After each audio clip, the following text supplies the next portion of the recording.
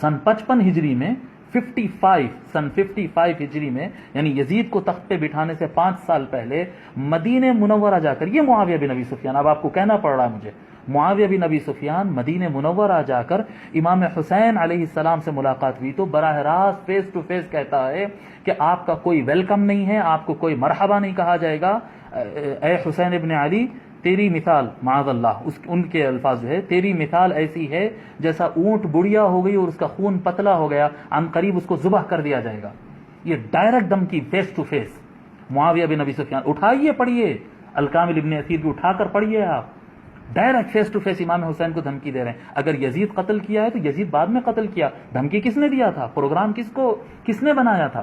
معاویہ بن ابی سفیان نے ڈائریکٹ کہا ہے امام حسین کو کہ تیرا خون کیا کہتے ہیں پتلا ہو گیا، اس اونٹنی کی طرح ہو گیا جس اونٹنی کا خون پتلا ہو گیا، اور جب اونٹ وغیرہ کا خون زیادہ پتلا ہو جاتا تو پھر وہ زیادہ کام کے نہیں ہوتے، تو خود سے مرنے سے پہلے اس کو ذبح کر دیا جاتا ہے تاکہ گوشت حلال ہو جائے اور کھانے تو کام میں آ جائے، خود سے مر جائے تو مردار کا گوشت حلال نہیں ہوتا، تو اونٹ کو کاٹ دیتے تھے جب اس کا خون پتلا ہو جاتا۔ تو تیری مثال اس اونٹ کی طرح ہو گئی، جس کے اونٹنی کی طرح ہو گئی جس کا خون پتلا ہو گیا اور عن قریب ذبح کر دی جائے گی۔ انا للہ و انا الیہ راجعون۔ آپ کو جو ہے ان کی حکومت آپ کو اچھی لگی؟ جو امام حسین علیہ السلام کو براہ راست قتل کی دھمکی دے، جو حضرت حجر بن عدی رضی اللہ تعالیٰ عنہ کا قتل کرا دے، سینئر ترین صحابی اور سابقون الاولون میں سے، جو معاویہ بن ابی سفیان سے 15-20 سال پہلے اسلام قبول کیے، وہ صحابی حضرت عمار بن یاسر رضی اللہ تعالیٰ عنہ، جن کی فضیلت میں حضور صلی اللہ علیہ وسلم بارہا فرمائے کہ عمار لوگ کو جنت کی طرف بلاتا ہے اور باغی ٹولہ اسے جہنم کی طرف بلاتا ہے، یہی باغی ٹولہ معاویہ بن ابی سفیان کا۔ جی، عمار بن یاسر کی فضیلت ہے کہ وہ لوگ کو جنت کی طرف بلاتے ہیں۔ کتنے فضائل ہیں حضرت عمار بن یاسر رضی اللہ تعالیٰ عنہ کے۔ معاویہ بن ابی سفیان عمار بن یاسر کے قاتل، معاویہ بن ابی سفیان حضرت حجر بن عدی رضی اللہ تعالیٰ عنہ کے قاتل، حضرت سیدنا ابو بکر صدیق رضی اللہ تعالیٰ عنہ کے بیٹے محمد بن ابی بکر کے قاتل۔ یہ سب جتنے قتل ہو رہے ہیں ان کا کوئی قصور نہیں ہے، بے قصور مارے گئے۔ جی، کتنے صحابہ ہیں، میں آپ کو گناتا چلا جاؤں، اتنے صحابہ کو اپنے دور میں قتل کروائے۔ امام حسین علیہ السلام کو براہ راست جو ہے فیس ٹو فیس دھمکی دیے۔ امام حسن علیہ السلام کا انہی کی دور میں زہر دے کر ان کو شہید کیا گیا اور قاتل نہیں پکڑا جاتا۔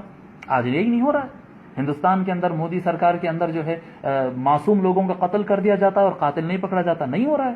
بس یہی دور تھا، وہ بھی یہی دور تھا۔ یہ چھوٹا ظلم کا دور تھا، وہ بڑا ظلم تھا۔ یہاں پر غریب اور مسکین اور جاہل لوگ کو مارا جا رہا، وہاں پر عالم اور اکابر صحابہ اور اہل بیت کو کے ساتھ دشمنی نبھائی جاتی تھی۔ جی، آپ خلال کا قول نقل کر رہے ہیں، اگر آپ خلال کا قول نقل کر رہے ہیں تو حضرت ابو بکر الخلال رضی اللہ رحمۃ اللہ علیہ کا یہ قول بھی آپ نقل کر دیں۔ وہی ابو بکر الخلال ہے نا جن کے بارے میں آپ کہہ رہے ہیں کہ حضرت عبداللہ ابن عباس نے یہ روایت کی ہے، دوسری روایت بھی سنا دیجیے۔ حضرت عبداللہ ابن عمر رضی اللہ تعالیٰ عنہ فرماتے ہیں کہ رسول اکرم صلی اللہ علیہ وآلہ وسلم نے ارشاد فرمایا، ہر امت میں ایک فرعون ہوتا ہے اور میری امت کا فرعون معاویہ بن ابی سفیان ہے۔ میں اس روایت کی صحت، ضعف، موضوع وغیرہ یہ چکر میں جانا نہیں چاہ رہا ہوں، میں صرف آپ کو یہ سمجھانا چاہ رہا ہوں کہ جو خلال کا آپ حوالہ دے رہے ہیں کہ انہوں نے عبداللہ ابن عباس کے قول تعریف میں نقل کیا ہے، وہی حضرت ابو بکر الخلال رحمۃ اللہ علیہ اپنی کتاب میں یہ بھی نقل کرتے ہیں۔ سنائیں گے؟ آپ کے اندر ہمت ہے؟ ابو بکر الخلال کا آپ نام لینے بیٹھے، کس کا نام لے رہے ہیں آپ؟ امام ذہبی کا نقل کرتے ہیں نام، امام ذہبی روایت نقل کرتے ہیں۔ جی، فرماتے ہیں حضرت مقدام رضی اللہ تعالی عنہ، کیا کہتے ہیں، معاویہ بن ابی سفیان، عمر بن الاسود اور اسد خاندان کا ایک اسدی تھا جو معاویہ بن ابی سفیان کا خاص آدمی تھا، اسدی ان کے ساتھ تھا۔ یہ تینوں چاروں کی ملاقات ہوئی، جب گفتگو ہوئی تو معاویہ نے حضرت مقدام رضی اللہ تعالیٰ عنہ کو اطلاع دی۔ یہ امام ذہبی نے سیر اعلام النبلاء میں، امام ذہبی کا آپ نام لیا نا، یہ روایت امام ذہبی نقل کر رہے ہیں، سنو، اور اسی کتاب میں سیر اعلام النبلاء میں فرماتے ہیں کہ معاویہ بن ابی سفیان نے کہا مقدام رضی اللہ تعالیٰ عنہ سے کہ امام حسن انتقال کر گئے، امام حسن علیہ السلام رسول اللہ صلی اللہ علیہ وآلہ وسلم کے نواسے انتقال کر گئے، انتقال ہو گیا۔ تو حضرت مقدام رضی اللہ تعالیٰ عنہ انا للہ و انا الیہ راجعون، یہ کب پڑھتے ہیں؟ جب مسلمان پر مصیبت آتی ہے، اذا اصابتهم مصیبۃ قالوا انا للہ و انا الیہ راجعون. مصیبت آتی ہے تو مسلمان یہ پڑھتا ہے. جب امام حسن علیہ السلام کے انتقال کی خبر سنے تو حضرت مقدام رضی اللہ تعالی عنہ انا للہ و انا الیہ راجعون پڑھے.